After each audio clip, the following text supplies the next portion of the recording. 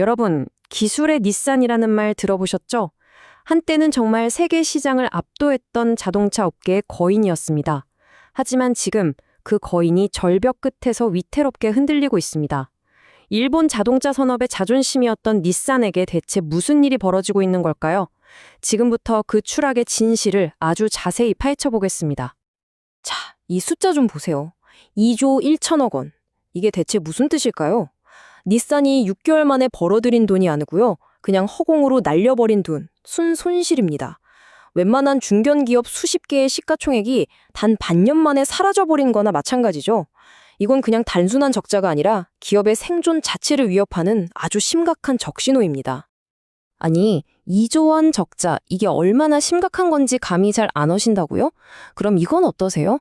닛산은 결국 현금이 너무 없어서 자신들의 심장부라고 할 수 있는 요코하마의 본사 건물마저 팔아치우고 말았습니다. 물론 다시 빌려서 쓴다고는 하지만요. 한 기업이 자신의 상징과도 같은 건물을 내놨다는 것, 이보다 더 절박한 상황이 또 있을까요? 자, 그럼 이제부터는 좀 더 냉정하게 숫자로 한번 들여다보겠습니다. 닛산의 위기가 대체 어느 정도인지 말이죠. 데이터는 거짓말을 안 하니까요. 닛산의 위기가 얼마나 깊고 심각한지 숫자로 직접 한번 확인해 보시죠. 지금 보시는 이 그래프, 온통 빨간불이죠? 딱 1년 사이에 매출이 7%나 쪼그라들었고 실제로 팔린 차도 7.3%나 줄어들었어요. 그러니까 쉽게 말해서 벌이도 신통치 않고 장사도 안 됐다는 얘기예요. 기업 입장에선 정말 최악의 시나리오인 겁니다. 좀 더 깊이 한번 파고 들어볼까요? 6개월간의 성적표는 정말 처참합니다. 아까 말씀드린 2조 1천억 원 손실은 물론이고요. 매출, 판매량, 전부 다 약속이라도 한 것처럼 7% 넘게 뚝 떨어졌습니다. 이게 그냥 시장 상황이 안 좋았구나 이 수준이 아니에요. 닛산이라는 브랜드 자체가 시장에서 힘을 잃고 있다는 아주 강력한 신호인 겁니다. 근데 이 추락이 어디서 제일 심했냐면 바로 아시아 시장이었습니다. 믿었던 안방, 그러니까 일본 시장에서조차 외면을 받기 시작했고요. 또 세계에서 가장 큰 시장인 중국에서는요. 현지 브랜드랑 유럽 브랜드에 치여서 설 자리를 그냥 잃어버렸습니다. 생각해보세요. 가장 중요한 심장 두 개가 거의 동시에 멈춰버린 거나 마찬가지니 실적 악화는 어쩌면 당연한 수순이었을지도 모릅니다. 회사가 어려워지면 결국 가장 먼저 고통받는 건 그 안에서 일하는 사람들이죠. 닛산은 살아남기 위해서 전 세계 직원 2만 명을 내보내는 정말 칼바람 부는 구조조정에 들어갔습니다. 2만 명이요? 이게 거의 작은 도시 하나 인구거든요. 이 사람들이 한순간에 직장을 잃게 된 겁니다. 물론 회사를 살리려면 어쩔 수 없었겠지만 그 대가가 정말 너무나 혹독하죠. 근데 떠나는 게 사람뿐만이 아니었습니다. 닛산의 심장이었던 공장들도 하나둘씩 멈춰섰어요. 전 세계에 있던 생산기지가 17개였는데 이 중에서 무려 7곳의 문을 닫아버렸습니다. 이건 그냥 허리띠 좀 졸라매자 이 정도 수준이 아니에요. 과거에 잘 나갈 때 내세웠던 글로벌 확장 전략 이거 완전히 포기하고 어떻게든 살아남기 위한 선택과 집중으로 돌아섰다는 걸 의미하는 겁니다. 아니 한때 그렇게 잘 나가던 거대 기업이 대체 왜 어떻게 이 지경까지 오게 된 걸까요? 여기엔 사실 딱 한 가지 이유만 있는 게 아닙니다.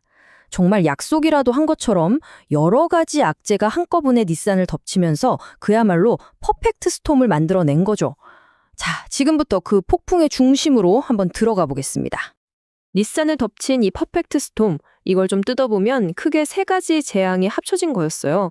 첫 번째는 내부의 적, 그러니까 가장 기본인 자동차 판매 자체가 흔들린 거고요. 두 번째는 외부의 압박이었는데 당시 트럼프 행정부에서 시작된 무역 장벽이 닛산의 발목을 딱 잡아버렸습니다. 그리고 마지막은 정말 예상치 못한 재앙이었죠. 전 세계를 휩쓴 반도체 대란이 그나마 돌아가던 생산 라인마저 멈춰 세운 겁니다.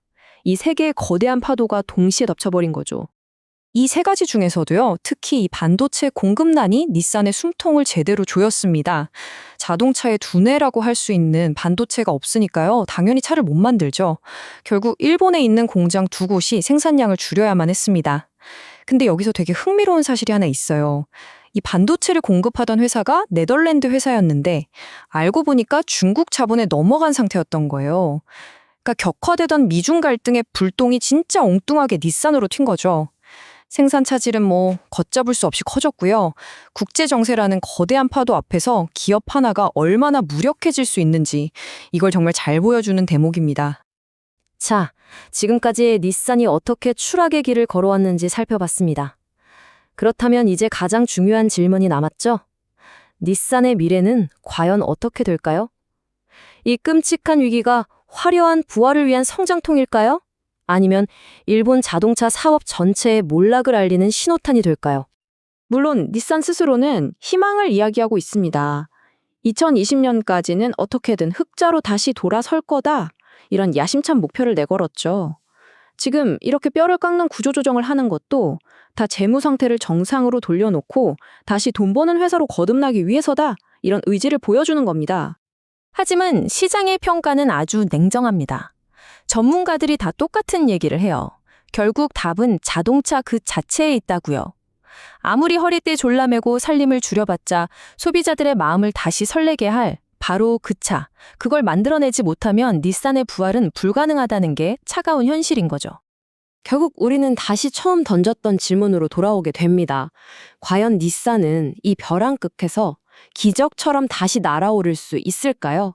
아니면 닛산의 이 추락이 한때 세계를 제패했던 일본 자동차 산업 전체가 맞이할 거대한 위기의 시작을 알리는 그냥 작은 전주곡에 불과할까요? 한 거인의 운명을 지금 전 세계가 숨죽여 지켜보고 있습니다.